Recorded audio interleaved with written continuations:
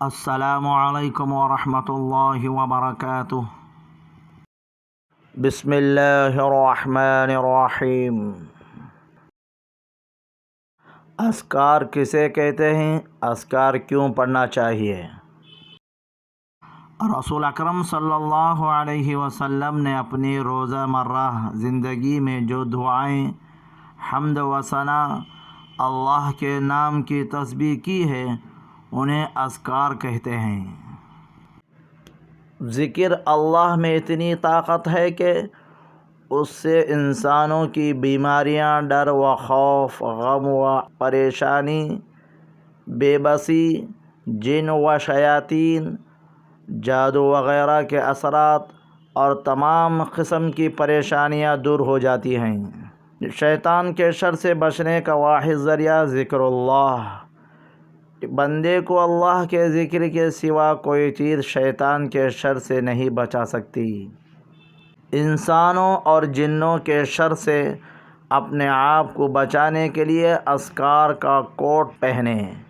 اپنے دلوں کو استغفار کی چادر سے ڈھانک دے۔ یہ رات دن کے گناہوں کو مٹا دیتا ہے۔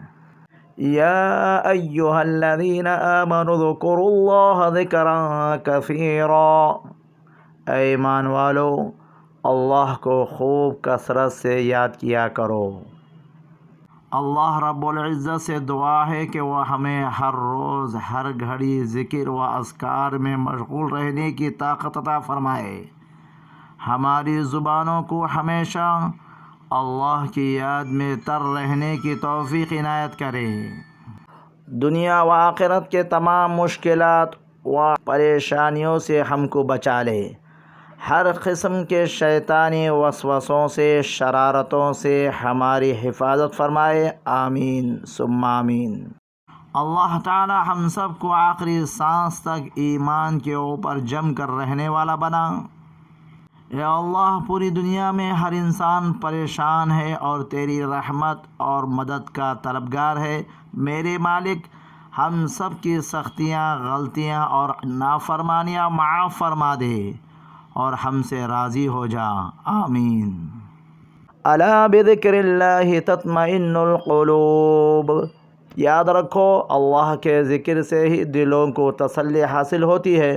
یا ایھا الذین آمنوا لا تلہکم اموالکم ولا اولادکم عن ذکر اللہ ومن یفعل ذلک فاولئک ھم الخاسرون۔